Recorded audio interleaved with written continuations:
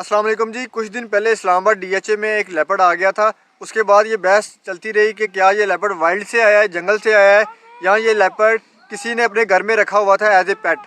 तो बहुत सारे लोगों का ख्याल था कि साथ डीएचए के साथ कोई जंगल नहीं लगता, कोई वाइल्ड एरिया नहीं है, तो ये ज़रूर किसी ने अपने घर में पालतू रखा होगा, ये कैप्टिविटी में होगा। ज़्यादा लोगों के यही था कि ये किसी ने अपने घर में रखा हुआ है। लेकिन Islamabad wild life management board, जिन्होंने इसको कैप्चर करके अपने रेस्क्यू सेंटर में रखा हुआ था, उन्होंने अब कहा है कि ये वाइल्ड लेपर्ड था। उसका बाकायदा उन्होंने ब्लड टेस्ट किए हैं, उसकी डाइट के टेस्ट किए हैं, तो वो वाइल्ड से आया था। तो अब लोग ये समझेंगे कि ये वाइल्ड से डीएचए तक कैसे आ गया और क्यों आ गया। तो मैं आपको दो तीन चीज़ें लेपर्ड के बारे में बता दूं।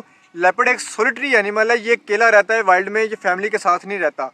और जब मेटिंग सीज़न आता है तब मेल और फीमेल कुछ दिनों के लिए मेटिंग करते हैं और साथ रहते हैं, और मीटिंग के बाद फीमेल अपना इलाका छोड़ के नई टेरिटरी बनाती है और 105 दिन के अंदर अंदर अपने बच्चे जो हैं अपने कब्ज़ को डिलीवर करती है। और 2 साल तक जो बच्चे हैं वो माँ के साथ रहते हैं अनटिल के वो हंटिंग करना ना सीख लें। जब बच्चे हंटिंग करना सीख लेते हैं तो वो फिर माँ को छोड़ के चले जाते हैं और अपनी टेरिटरी बनाते हैं, अपना इलाका बनाते हैं। और ये लेपर्ड टेरिटोरियल एनिमल अपना इलाका बना के रहता है। तो इसलिए अकेला लेपर्ड जो है वो किसी भी जगह पे जा सकता है, और ये 45 किलोमीटर एक रात के अंदर सफ़र कर सकते हैं, इनकी इतनी कैपेसिटी होती है। तो अब बात करें कि डीएचए में लेपर्ड कैसे आ सकता है या उसका क्या रूट हो सकता है। जंगल का तो कोई कॉरिडोर नहीं है, तो ऐसी बात नहीं है। अगर आप कौटा वाला पीछे वाला एरिया देखें तो वहाँ पे लेपर्ड की प्रेजेंस हमेशा रिकॉर्ड होती रही है, और वहाँ से जो ज़्यादा नाले हैं वो उसी साइड से आ रहे हैं, और ये जानवर जो है नालों में ट्रैवल करके आ सकते हैं। और इस वजह से भी आ सकते हैं कि वाइल्ड बोर जो सूअर होते हैं वही इनकी खुराक है ज़्यादातर जंगल में, तो वाइल्ड बोर भी नालों में और आबादी के आसपास होते हैं। ऐन मुमकिन है कि इस लेपर्ड ने उस जगह पे पहले कोई हंट किया है, उसी लिए ये दोबारा भी उसी हंटिंग की लालच में उस एरिया में आ गया है। तो हो सकता है कि ये उस दिन रात का इस एरिया में आया हो और फिर कहीं वहाँ पे बैठ गया हो कैमोफ्लेज होके, और दिन की रोशनी में फिर जब इसने देखा है कि मैं गलत जगह पे आ गया हूँ तो ये बाहर निकल आया। तो ये सारा एक ह्यूमन वाइल्ड लाइफ जो कन्फ्लिक्ट है वो इस वजह से ही है कि हमने जो जंगल है उन पे आबादियाँ बना ली हैं, वहाँ पे हाउसिंग सोसाइटियाँ तमीर कर ली हैं, जंगल का एरिया कम हो गया है।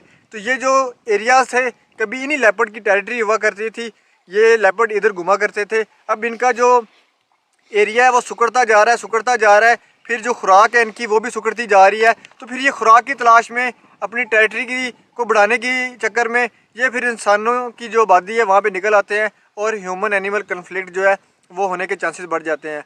अच्छी बात यह है कि लेपर्ड की जान बच गई थी, उस दिन लेपर्ड को मारा नहीं गया। अगर लेपर्ड को उस दिन मार दिया जाता तो ये एक पाकिस्तान की भी एक बड़ी बदनामी थी, बड़ा जो नेगेटिव इमेज है पाकिस्तान का जाना था कि ये हम कैसी कौम है कि एक लेपर्ड को ज़िंदा नहीं पकड़ सके या रेस्क्यू नहीं कर सके, तो हम बाकी काम क्या करेंगे।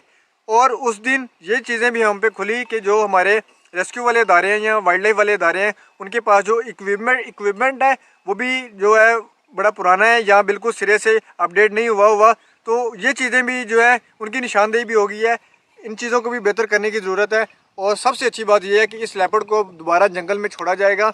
इसका फैसला जारी बात है IWMB Islamabad wild life management board और CDA हो गया या मिनिस्ट्री ऑफ क्लाइमेट चेंज, वो लोग करेंगे।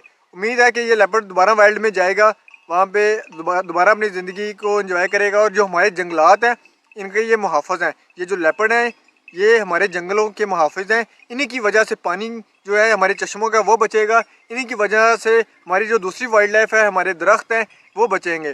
तो इस चीज़ को ईजी नहीं लेना चाहिए कि ये एक सिर्फ जानवर है, ये सिर्फ एक जानवर नहीं है, ये पूरे इकोसिस्टम का, पूरे जो जंगल का निज़ाम है ये उसका मुहाफ़िज़ है।